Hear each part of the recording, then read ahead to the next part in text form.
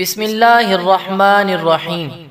حریم Khan north Karachi Bharat میں حیدرآباد دکن سے 7 میل دور کولگندہ نامی ایک شہر ہے، جہاں ایک کسان اپنے کھیتوں میں بیج بو رہا تھا۔ صبح کا وقت تھا۔ علاقے کا نواب سیر کرتا ہوا وہاں سے گزرا۔ کسان کو محنت سے کام کرتے ہوئے دیکھ کر نواب نے سوچا کہ کسان سے اس کی خیریت دریافت کرنی چاہیے۔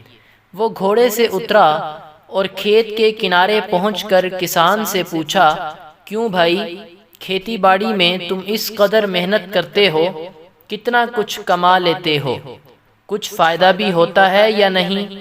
کسان نے سر اٹھایا اور نواب سے کہا، فائدہ کیا جناب، فصل کٹنے کے بعد اس کے 4 حصے کر لیتا ہوں۔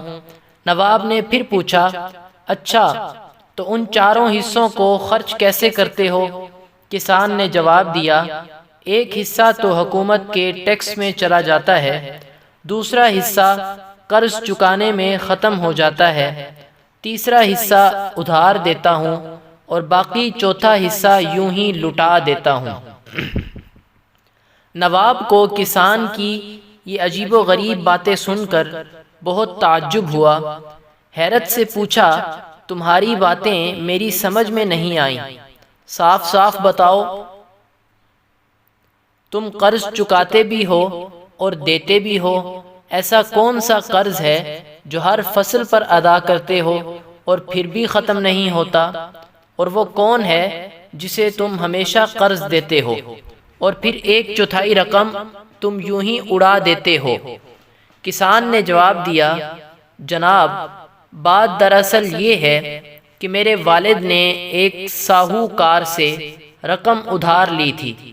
والد کے مرنے کے بعد اس کا سود میں ادا کرتا ہوں، ایک حصہ ٹیکس دینے کے، دوسرا حصہ یہ ادا ہو جاتا ہے اور تیسرا حصہ کسی کو ادھار دیتے ہو؟ نواب نے پوچھا۔ کسان نے کہا، یہ میں اپنے 2 لڑکیوں پر خرچ کرتا ہوں تاکہ بڑھاپے میں وہ مجھ پر خرچ کریں۔ نواب نے پوچھا، اور یہ ایک حصہ فضول کیوں اڑا دیتے ہو؟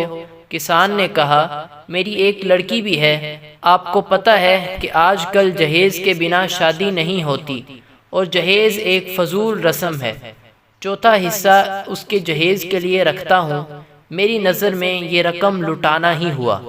نواب اس کی مدلل گفتگو سے بہت متاثر ہوا اور ایک بڑی رقم اسے انعام کے طور پر دے کر رخصت ہو گیا۔